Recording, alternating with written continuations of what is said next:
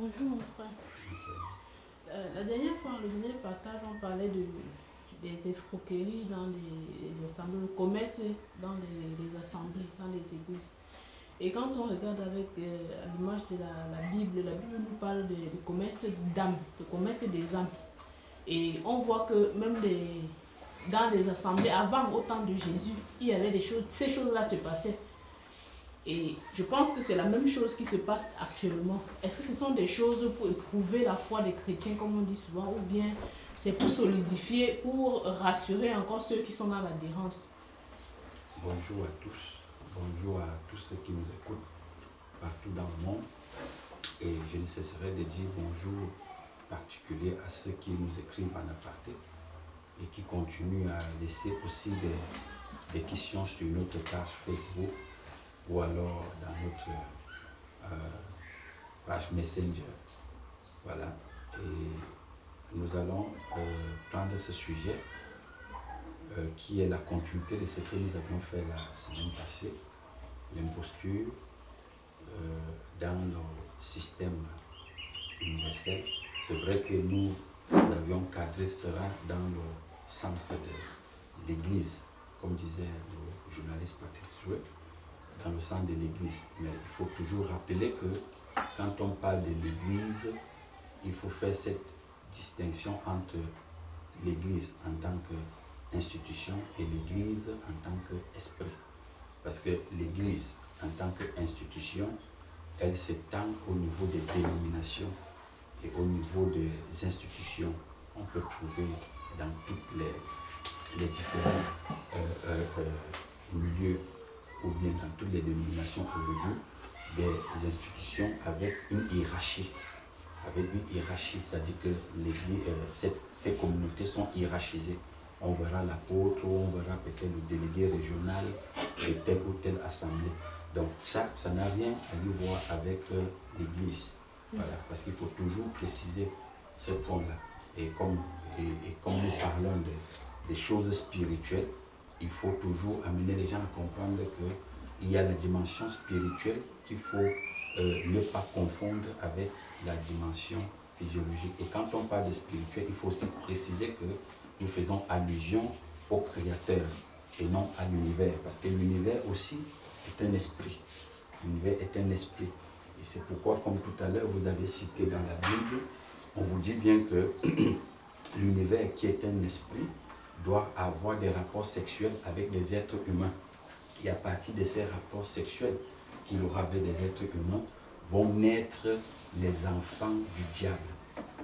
Les enfants du diable, le diable qui renvoie tout simplement à l'univers. C'est-à-dire les enfants de l'univers vont voir le jour.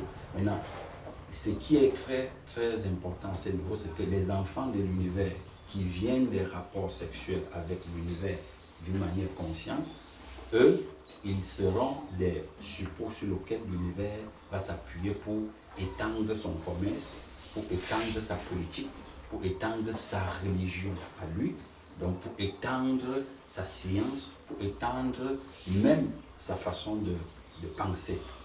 Est-ce qu'on comprend? Donc là, c'est pourquoi vous voyez, il est dit que aujourd'hui, quand vous observez comment le monde fonctionne, Satan est adoré comme Dieu. C'est-à-dire Satan est vu comme le Créateur. Parfois même, dans certains milieux, on dit à -1, il aurait même gagné Dieu. Vous voyez un peu, tout simplement parce qu'il est vivant. C'est-à-dire que cette dimension est une dimension spirituelle qui est vivante. Et si les gens, d'après la question que je posais tout à l'heure, si les gens lisaient, que ce soit la Bible ou d'autres livres sacrés, avec le regard du Créateur, ils auront compris que tout ça est normal. Tout ce qu'on appelle imposture, commerce et tout ça c'est normal. Normal selon l'univers. Voilà, normal selon l'univers. Pourquoi? Parce que il est écrit dans la Bible que Satan est un commerçant. N'est-ce pas? Alors qu'est-ce qui lui fait tomber du ciel? On dit c'est son commerce. Est-ce que vous voyez un peu? Parce qu'il veut vendre. En dehors qu'il est un commerçant, il est un esprit. C'est l'esprit, l'univers c'est un esprit qui pense, qui a son organisation, qui a sa hiérarchie. Vous voyez un peu? Qui a des besoins, l'univers a des besoins. Est-ce que vous comprenez un peu? Donc quand les gens se retrouvent dans un milieu où il y a le commerce des eaux, c'est-à-dire que des bouteilles d'eau, le commerce des foulards, des mouchoirs, des huiles, mais c'est tout à fait normal. Pourquoi? Parce que c'est la même dimension qui est transposée à l'hôpital. À l'hôpital, on vend les compresses, on vend les seringues de 100 francs, on vend l'alcool, éthanol, on vend la bétadine, on vend tout. On vend même la consultation. Est-ce que vous comprenez un peu? C'est la raison pour laquelle, quand vous alliez à l'époque chez le marabout, on payait la consultation. Le marabout devait d'abord recevoir une somme venant de toi pour te consulter. Il y a des marabouts qui ont organisé des shiram, de manière que quand tu arrives, tu déposes ton carnet, on t'enregistre et tu dois le rencontrer, on doit te consulter, diagnostiquer ce que tu as et il faut qu'il parle aux esprits. C'est la même chose qu'on fait à l'hôpital. Donc aujourd'hui, quand vous allez dans une assemblée, il y a des assemblées où tu ne rencontres pas le pasteur directement. Il faut qu'un ancien d'église te diagnostique. Il faut même qu'on t'enregistre. Et quand on t'enregistre, on va t'envoyer chez le pasteur pour que le pasteur maintenant te dise ce qu'on peut faire pour ce que tu as comme problème. Quand Jésus avait cassé les choses dans les assemblées, les temples. C'était hors du temple. Le commerce qui était fait. C'était dans le temple. C'était dans le temple. Oui, c'était dans le temple. C'était ces commerces-là, des eaux, justement, des pierres. Il y avait même des échanges, hein, parce que le temple, et ça c'est une très belle question, qui montre tout simplement que ce que nous vivons aujourd'hui n'a même pas encore atteint son apogée. Parce que l'image dont vous prenez que Jésus a fait dans la Bible, on dit qu'il vendait même des moutons déjà dans le temple. Il vendait des pigeons, il changeait l'argent. Aujourd'hui, il y a dans une nation comme le Cameroun, il y a des endroits où si tu veux changer le dollar en CFA, il faut aller. Mais à l'époque, là, c'était même dans le temple, ça s'est passé. Pourquoi? Parce que, c'est pourquoi je dis, ce n'est pas une affaire qui date, qui commence avec nous. On est même trop jeune pour ça. C'est-à-dire, c'était l'imposture, c'est une vieille histoire. Hein? Elle est plus vieille même que l'univers. Donc cette histoire a toujours été là. Et c'est pourquoi je reviens toujours à la Genèse.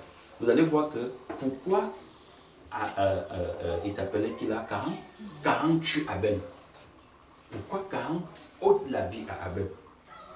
C'est un acte d'imposture. Donc quand il ôte la vie à Abel, tout simplement parce que Abel a un regard de société venant du Créateur. C'est pourquoi on dit Abel s'offre d'abord au Créateur avant de présenter l'offrande. Mais quand lui fait quoi? Lui, il veut vendre l'offrande. Pour lui, c'est l'offrande qui est importante. Est-ce que vous comprenez un peu? C'est l'offrande qui est importante. Et Jésus dont tu parles tout à l'heure, tu verras même qu'il va rappeler aux gens que l'offrande que vous amenez dans le temple est moins importante que l'esprit du temple. Parce que les gens pensaient que comme on a placé l'offrande sur le temple, sur on appelle ça l'autel, c'est ça qui était important. Jésus dit non, attention, ce n'est pas l'offrande qui est important. Ce qui est important, c'est l'esprit. Parce que c'est l'esprit qui va bénir l'offrande. Maintenant, regardez l'attitude des citoyens, d'un citoyen lambda aujourd'hui. Quand il va vers Dieu, ce qu'il va vers Dieu chercher, c'est l'offrande. C'est ce que Dieu lui donne. Ce n'est pas d'abord que lui, il donne son corps à Dieu. C'est pourquoi le commerce fonctionne. Quand les gens vont à l'hôpital, ils ne partent pas pour guérir. Hein. Ils partent pour se soigner. Il y a une différence entre se soigner et guérir. Et ce guérir dont je parle là, c'est avec G-A-I-R-E-R-I-E. C'est-à-dire dans guérir, il y a gaieté. Dans guérir, il y a joie. Dans guérir, il y a paix. Dans guérir, il y a la paix. Il y a l'amour. Qui est différent de soigner. Dans le mot soigner, quand tu divises, on a soi et nier. C'est-à-dire tu te nies toi-même. Donc quand quelqu'un passe soigner, il se nie lui-même. C'est pourquoi, à tout moment, il va se retrouver toujours à l'hôpital. C'est la même chose avec les soi-disant ceux qui cherchent Dieu. Quand ils vont vers Dieu, ce n'est pas pour chercher se donner à Dieu, mais c'est pour l'offrande. C'est ce que Dieu va leur donner en retour. Est-ce que vous comprenez un peu? Et c'est la raison pour laquelle ce commerce fonctionne. C'est la raison aussi pour laquelle l'industrie pharmaceutique fonctionne. Parce que les gens veulent se soigner. Quand les gens se nient eux-mêmes, c'est-à-dire personne n'est prêt à prendre soin de lui, mais l'industrie pharmaceutique prend soin des gens. Est-ce que vous comprenez un peu? Donc, c'est cette dimension. Et Jésus est venu pourquoi? Et parce qu'on voit que dans le temple, il a cassé le commerce des gens. Quelle était sa mission? Il est venu, puisque c'était ça déjà, ça ne faisait pas partie de lui, dans le temple du Seigneur. Quel était le but pour lequel il est venu alors, puisqu'il a toujours laissé ça? Justement, l'objectif du Christ, c'est-à-dire quand on parle du Christ, qui est l'Esprit, qui a fait venir toutes choses à l'existence, c'est que le seul objectif du Christ, c'est de se construire dans l'esprit de l'être humain. C'est-à-dire de s'installer dans l'esprit de l'être humain. Maintenant, je rappelle que le commerce que tu vois qui se passe partout, c'est un problème de manque d'intelligence et d'insertion sociale. Je le dis bien. J'explique ça simplement. Est-ce que vous pouvez demander à un ministre d'une nation d'aller jouer le rôle d'un pasteur qui vend les os, les nids, ou les pagnes, ou les tissus? Il ne va pas le faire. Vous savez pourquoi? Mais parce qu'il a déjà une fonction. Mais sauf que le ministre de la nation, qui est à une dimension aussi du bas grade, est dans le même niveau que le pasteur qui vend. Est-ce qu'on se comprend? C'est pourquoi tu vas voir les ministres parfois ou les chefs d'État organisent des séances de prière dans les nations. Ils demandent qu'on prie. Certains savent que tout ce que vous faites comme prière là, ça ne part nulle part. C'est eux qui les consomment. Est-ce que tu vois ça? Alors, c'est pourquoi donc ta question, pourquoi Jésus a laissé ça? Parce que Jésus n'est pas venu pour casser le commerce du système mondial. Ce n'est pas ça son but. Le commerce du monde doit se faire, elle doit se passer. Parce que c'est ça qui fait tourner le monde. Est-ce que tu comprends? Alors maintenant, le rôle du Christ, c'est de ramener, c'est-à-dire que l'esprit humain à la découverte de qui il est. Et d'entrer en contact avec cet esprit. Est-ce que vous voyez un peu? C'est ça la force du Christ. Donc le Christ n'a pas pour objectif de venir détruire l'imposture. Tout ce qui entre dans la dimension de la compréhension du Christ, n'est-ce pas? Alors, ils savent ce que veut dire imposture. Est-ce que vous voyez? Donc, c'est à ce niveau-là qu'on commence à réaliser à quel point, c'est-à-dire la compréhension, elle est très importante. Donc, sans compréhension, on ne peut pas comprendre le but du Christ. Et cette compréhension est donnée par le Christ elle-même. J'ai posé la question parce que notre frère journaliste demandait si est-ce que c'est possible d'enlever ces gens-là, dire à ces gens-là de sortir des assemblées. De toutes les façons, dans la Bible, il est dit sortez du milieu de ces gens-là. N'est-ce pas? Bon, comme je le disais, ça, pour l'instant, ça c'est le mot. Comment est-ce qu'on peut demander à quelqu'un de sortir de l'agro si on ne le désintoxique pas? N'est-ce pas? Comment est-ce qu'on peut demander à quelqu'un de sortir dans un milieu où il est rassuré, où au fond de lui, il sait que son bébé dans son ventre a été donné par la prière du pasteur. Maintenant, quand tu lui dis de sortir, est-ce que tu serais capable de lui donner un bébé? Attends, n'est-ce pas?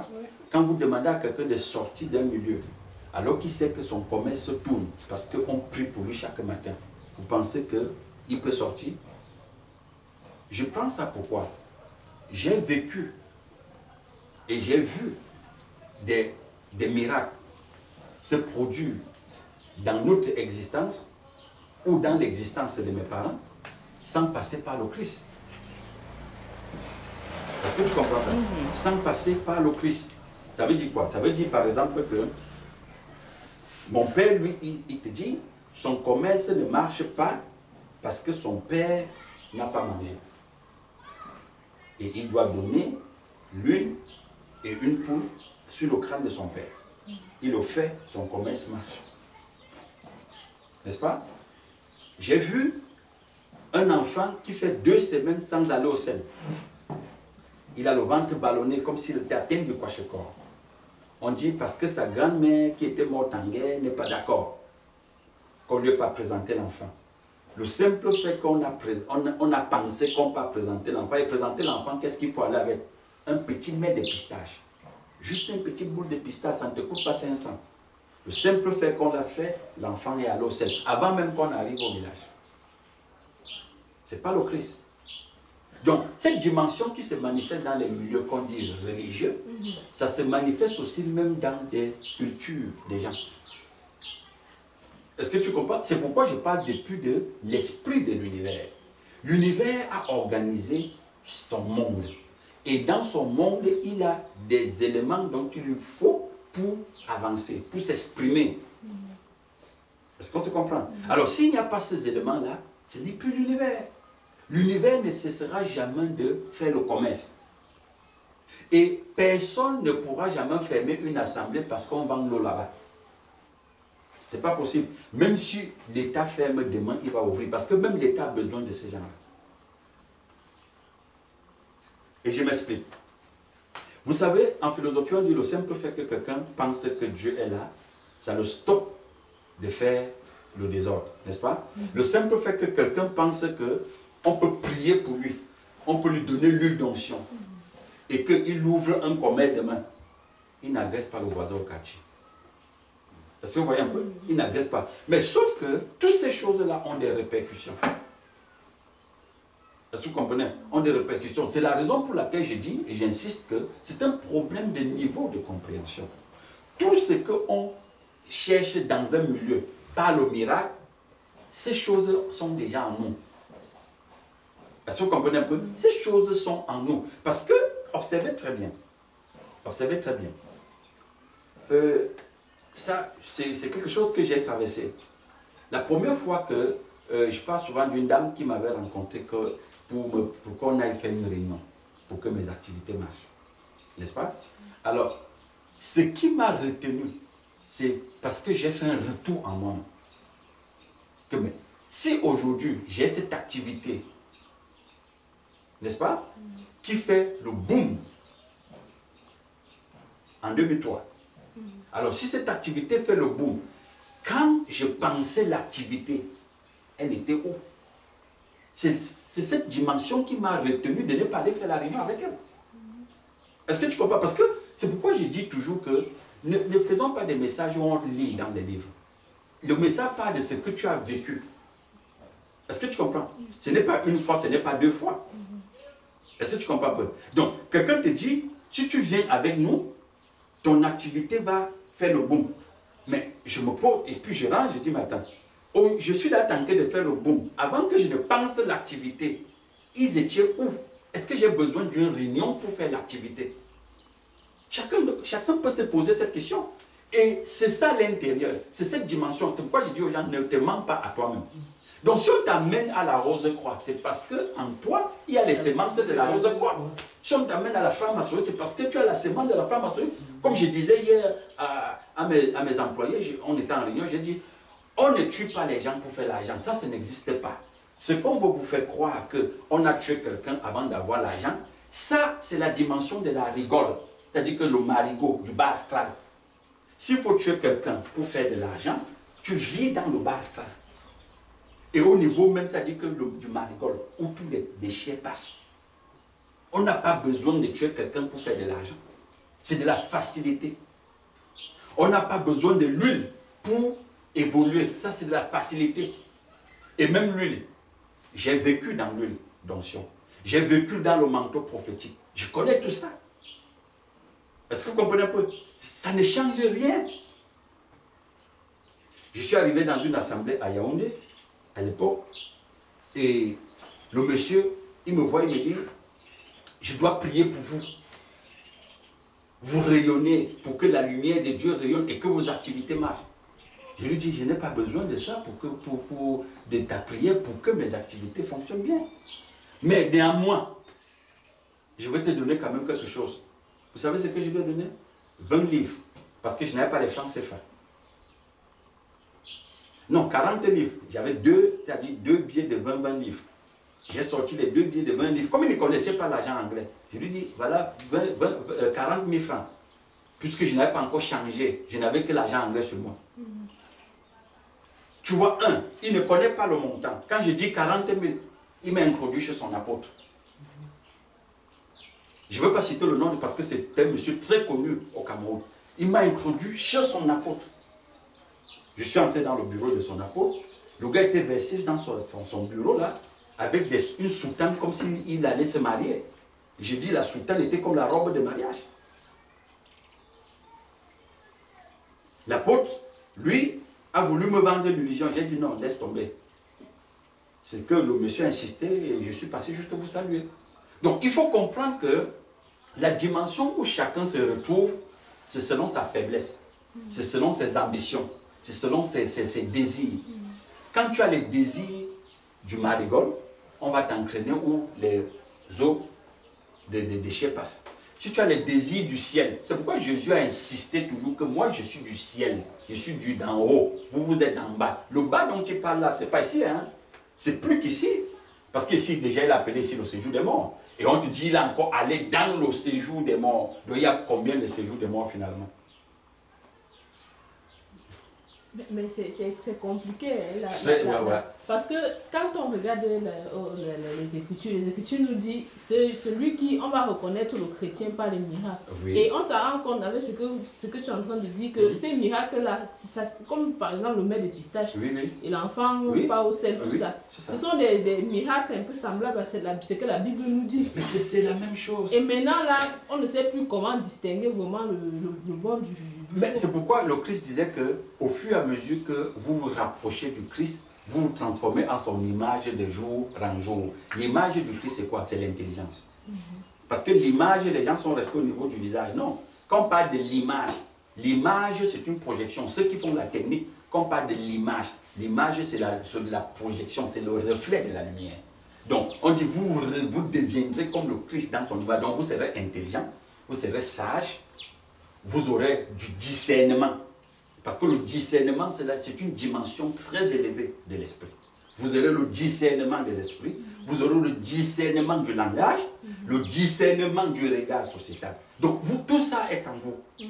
Est-ce que vous comprenez un peu? Et je vous explique ça toujours dans la Bible. Regardez, quand Paul arrive dans une communauté ou dans un village, qu'est-ce qui se passe? On dit, il y a une dame qui avait l'esprit du python, qui dit, non, mais ces hommes-ci sont des hommes de Dieu. Tu vois? Elle crie aussi, elle dit, non, ce sont des hommes de Dieu, il faut les accueillir. Elle joue le jeu, elle fait comme si elle parle. Alors, à un moment, Paul se tourne et dit, non, tu n'es pas du même esprit que nous. Vous voyez ça? Pourquoi? Paul avait compris que s'il ne dit pas ça en public, quand il va partir, elle va ravir les gens. Elle va dire, Paul, c'est mon frère. J'étais avec lui, vous avez vu, on a mangé ensemble. Et elle va continuer à vendre de l'huile. Elle va vendre le savon, elle va vendre le tissu, le manteau prophète, elle va vendre. Et les gens vont s'approprier. Il dit même que Paul a témoigné. Paul était avec cette femme-ci. Vous comprenez un peu? C'est de ça qu'il est question. Le même Paul arrive pour prêcher l'évangile au gouverneur. L'assistant direct du gouverneur, c'est un franc-maçon. C'est un franc-maçon. Et Paul lui dit quoi? Tu es un enfant des ténèbres. Alors, tu ne verras pas la lumière pendant 3 jours. Pour prouver au gouverneur que ce gars qui est à côté de toi, c'est un sorcier. Du bas astral. Est-ce que tu vois ça? Donc, c'est de ça qu'il est question. Voilà pourquoi le discernement est très important. Le discernement est indispensable pour l'existence et le quotidien de chacun de nous. Est-ce que vous voyez un peu? Et pour sortir de là, tu vois, l'apôtre Paul dit, je ne vous demande pas de sortir du monde. Ou je ne vous demande pas d'avoir des rapports avec ceux qui ne sont pas de l'Esprit de Dieu. Sinon, vous allez créer votre monde à vous. Tu comprends un peu? Ça veut dire quoi? Ça veut dire que Paul est conscient que demain, tôt ou tard, moi, Béranger, peut-être j'aurai une activité. Je dois travailler avec ceux qui sont dans les marigolles. Je dois travailler avec ceux qui pensent selon le diable. Je dois travailler avec ceux qui pensent selon Belzébuth. Je dois travailler avec ceux qui pensent même selon les macabots. Donc, je veux travailler avec toutes sortes de dimensions et de niveaux et de degrés de compréhension, qu'elle soit du monde, qu'elle soit de l'esprit du Créateur. Alors, ce qui va faire ma force et ce qui va me maintenir, c'est qu'il faut que je discerne tous ces esprits-là. Est-ce que vous voyez un peu? Je dois discerner tous ces esprits. C'est de ça qu'il est question. C'est de ça qu'il est question. Donc, pensez que dire à quelqu'un, ne va plus dans tel milieu, ne fais plus ceci. C'est un conseil que tu lui donnes, mais sache qu'il n'a pas de force. Parce que si son désir, c'est qu'on lui vende de l'eau, on va lui vendre de l'eau. Il va acheter. Et je dis, tu vas te retrouver comme un ennemi devant lui parce que tu l'interdis d'obtenir les désirs de son cœur. N'est-ce pas? Les désirs de son cœur. Et les pasteurs aiment le verset, je pense le psaume 50 ou 51 qui dit « Il faut venir devant l'Éternel avec un sacrifice ». Ils aiment beaucoup ça. Il y a aussi le verset de psaume, je pense le psaume 31, qui dit « Fais de l'Éternel tes désirs et non, fais de l'Éternel tes délices et te donnera le désir de ton cœur. » Tu vois ça? Ces deux versets sont utilisés beaucoup. Et le troisième qui soutient la bêtise, c'est que Isaac est le fruit du sacrifice. Il faut donner ton Isaac. N'est-ce pas? Il faut donner. Il te dit, donne ce que tu as de plus cher. Donne ton Isaac. Mais le gars n'est que dans une dimension d'escroquerie. Il te prend, on te dit, donne ce que toi tu as déjà pour obtenir ce que tu ne vois pas. Mais vous ne voyez pas que c'est la folie? Comment tu peux donner ce que tu as déjà pour aller obtenir ce que tu ne vois pas? Maintenant, la question que chacun devrait se poser, c'est que si Dieu veut que je donne ce que j'ai déjà avant d'obtenir ce que je ne vois pas, mais vous étiez où quand il m'a donné d'abord l'autre? Parce que si tu commences à comprendre que même ce que j'ai, mon Isaac, ce que j'ai, c'est Dieu qui m'a donné, mais je sais que je n'ai pas besoin de l'illusion pour obtenir l'autre. Je me retourne vers celui qui m'a d'abord donné Isaac. Est-ce que vous comprenez un peu? Je me retourne tout simplement vers lui. On a dit que la veuve avait donné tout ce qu'elle avait. Oui, c'est cette dimension dans la Bible qu'on donne. On donne. Ce qu'on n'explique pas aux gens, c'est que ces gens-là qui ont obtenu parce qu'ils ont donné, donnaient d'abord eux-mêmes. Ils ne donnaient pas. Ce n'est pas ce qu'ils avaient en main qui était important. C'est eux-mêmes qui donnaient. Parce que tu vas voir, tous ceux qui ont donné dans la Bible étaient des esprits très réveillés. Parce que, tu vois, quand tu es une veuve, ça veut dire qu'elle n'a aucun support de mari. Tu comprends un peu? Alors, on dit elle donne. Elle compte sur quoi? Elle ne peut que compter que sur la foi. Beaucoup de gens aujourd'hui ne donnent pas par la foi. Ils ne donnent pas l'échange. Ils donnent parce que c'est les règles du commerce. J'ai donné, alors j'attends. Est-ce que tu comprends? Et d'autres te disent, j'ai appris que les autres ont donné dans la Bible, ils ont eu, moi aussi je donne. Est-ce que vous voyez ça? Tout est en nous.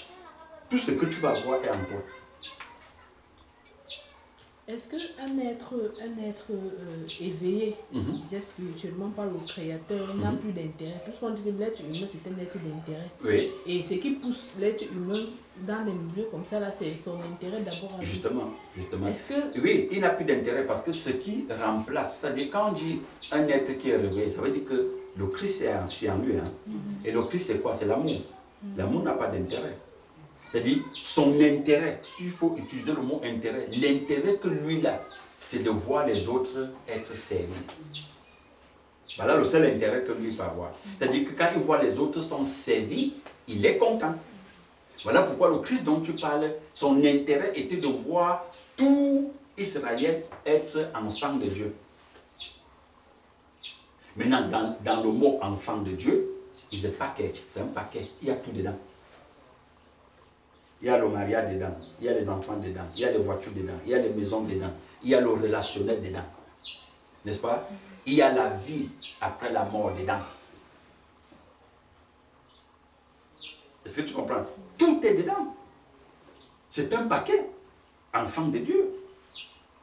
Maintenant, c'est normal aussi que les gens continuent à se battre pour donner leur Isaac. Parce que quand on a présenté un enfant de Dieu, on a présenté ça en détail.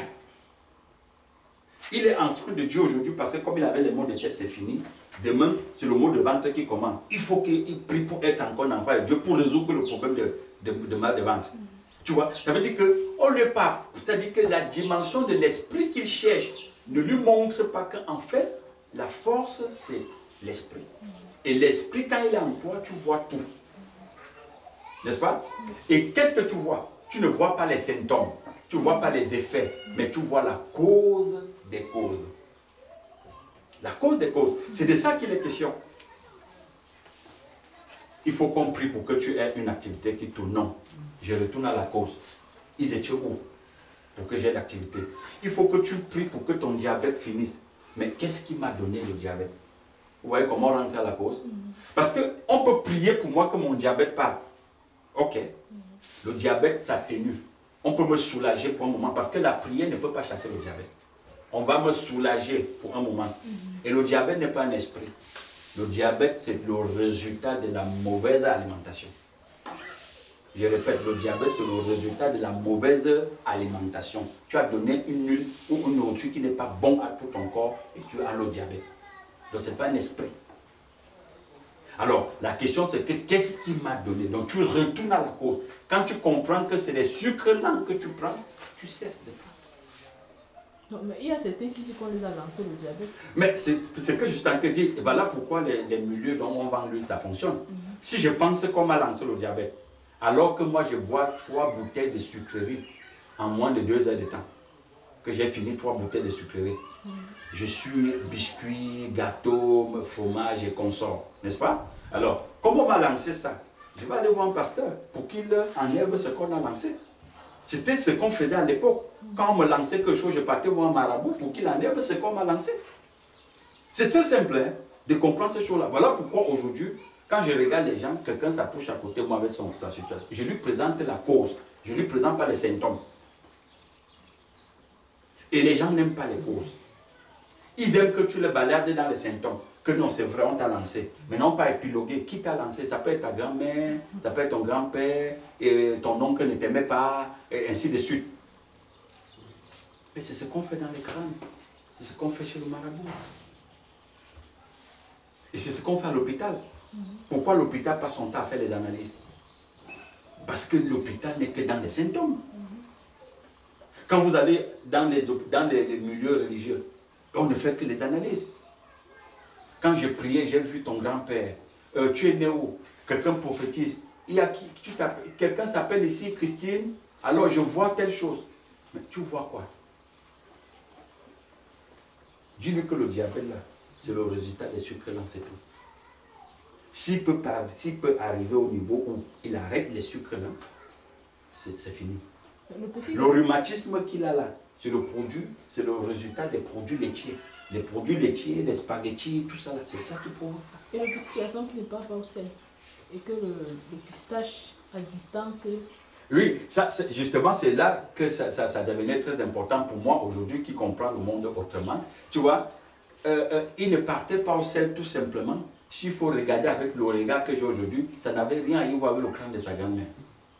Rien du tout. Et c'est justement cette tromperie, cette illusion-là qui fait fonctionner les gens. C'est parce que sa mère lui nourrissait mal. C'est tout. Un enfant qui ne va pas au sel, ça veut dire soit le sein de sa maman est rempli de sucre là, soit le sein de sa maman est chargé d'acide, soit le sein de sa maman est chargé de glaire, c'est tout. Et l'enfant aussi, qu'est-ce qu'on lui donne? Un enfant doit aller au sel. Si on le nourrit normalement, on donne à son appareil digestif ce qu'il fallait donner. Est-ce que vous comprenez un peu? Quand vous prenez les produits laitiers, vous bourrez l'enfant avec. C'est normal qu'à un moment il va pas au sel. Ça n'a rien à y voir avec Jésus. Rien du tout. Et c'est la raison pour laquelle tu vois l'apôtre Paul dit je voulais partir, mais le fait que vous êtes encore ignorant, ça me dérange un peu. Je veux rester. Sinon, le Christ, mourir pour moi est un gain. Il faut suivre le Christ. Mais à cause de vous, je reste encore pour vous donner quelques clés. Les clés pour ouvrir la compréhension. Voilà les amis. Donc c'est de ça qu'il est question. L'imposture n'est pas quelque chose de nouveau. L'imposture, c'est une dimension qui est plus vieille que le monde. L'imposture a toujours été là. La force de l'imposture, c'est l'ignorance. Ce qui fait fonctionner l'imposture, c'est l'ignorance. La lâcheté, la paresse. Quand on est un paresseux, on descend sa kilomètre. Quand on est un paresseux, on voit le lion sur le chemin. N'est-ce pas? Quand on est un paresseux, on pense au miracle. Je dis, on pense au miracle. Voilà. Donc c'est un peu ça. Je pense que s'il n'y a plus de questions à ce niveau-là, on va sortir pour ce sujet-là. Et je dis merci à tous ceux qui nous écoutent et à ceux qui vont nous écouter. Et merci pour ceux qui s'abonnent. Et continuez à vous abonner. Laissez-nous vos messages. Cliquez sur le pouce j'aime ou j'aime pas. Tout ça, on a besoin de ces éléments-là pour davantage comprendre aussi à quel niveau nous nous trouvons. Voilà. Merci et bon Shabbat à tous.